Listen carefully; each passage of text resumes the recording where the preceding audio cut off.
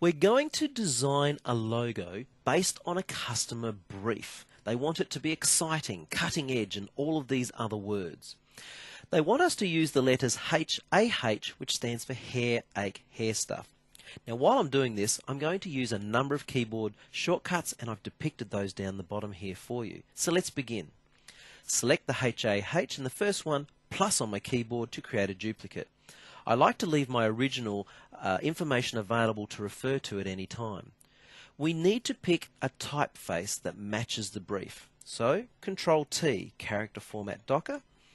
I'll select the drop-down font list, and as I hover down this list, you'll notice the text on screen updates. You must have your text selected for that. I'm using the down arrow on my keyboard to go through the text. I know the font I want to use is called RUARC, so I'm going to type RU and then hit enter, and automatically that is selected. I've chosen this typeface because of the unique brush strokes and because it's going to be usable for us in some other lessons for me to teach you some interesting materials. This typeface is not available in your X4 installation. However, there are other fonts you can use that are just as suitable for this purpose. Also bear in mind that CorelDRAW X4 will use other fonts installed by other programs to your Windows system. You can purchase fonts, place fonts in your system, and CorelDRAW will be able to use them all. I'm now going to break this string of text apart. Let's come up to Arrange and break artistic text apart, and now we've got individual characters to work with. I want to place each character inside of a circle, but I want that circle to be rough and match the characters. So the best way I can think to do that is select my text tool, type a capital O, and then pick tool, and we'll make that O the RUARC font. And of course the RUARC font matches the roughness, and hence our design keeps its integrity. You'll notice that I'm resizing by pulling on the black corner handle of this object. Whenever you select an object the first time, you can see the scale handles or sizing handles in the middle there. If you click a second time, you bring up the rotation handles. Now I'm going to use the rotation handle, and in the middle there on those side handles there, they're what we call skew handles. Just pop that there. I'm going to squash it up a little. Finger on the Shift key, and that, of course, whatever you do, what it does is it forces it to do from the center. So you can see how the top's coming down and the bottom's going out, so it's sizing from the center. And that looks much more circular now. So I'll place that there, click again. I'm going to rotate back to the original position. Okay, resize up a little, finger on the Shift key. Now I think that looks great. However, it's slightly weighted on the left-hand side, so we're going to edit the letter O you can see here. So I'll hit Z on my keyboard for the zoom tool, which is here. Click and drag to zoom in on that character. Before you can edit or alter the shape of any object that's created with a tool, in other words, the rectangle tool or the ellipse tool, in this case the text tool, you need to select the object. Right now, as you can see, it's a RUARC font, and come up to Arrange and down to Convert to Curves, or use Control Q as the shortcut.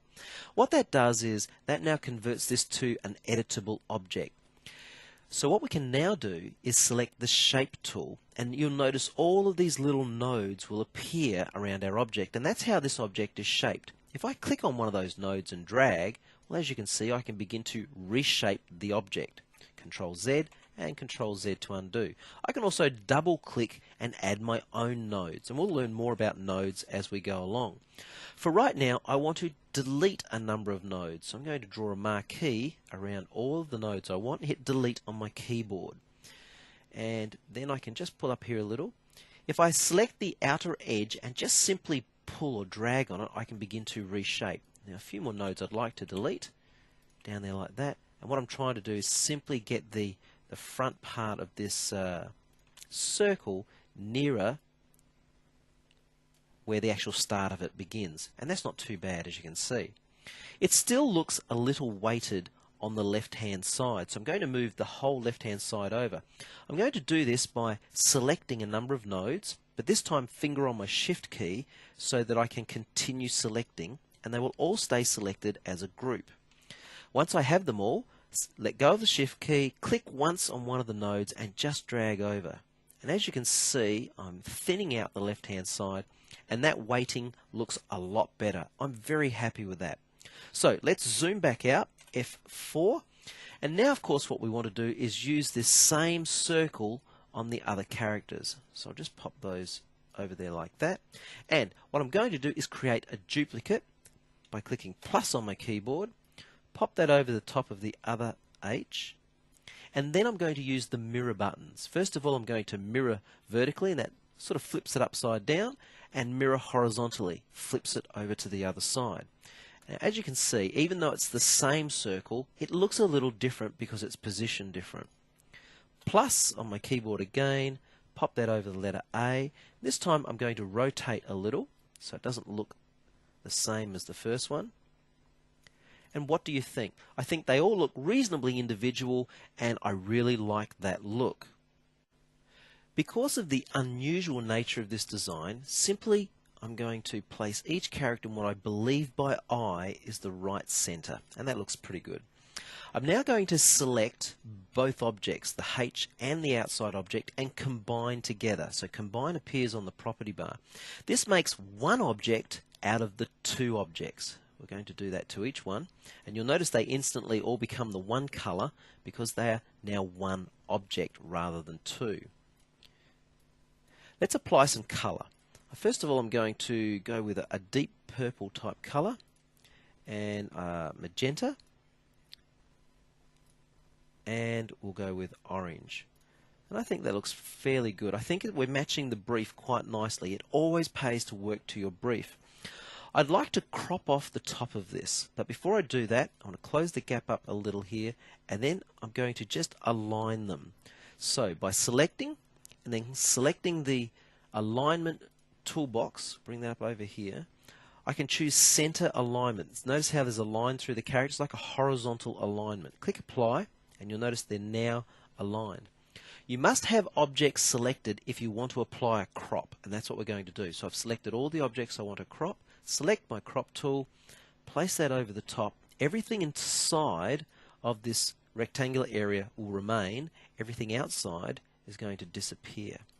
Then double click when you're finished, and look at that. I think that's a really brilliant design. What do you think? I think it really matches the brief.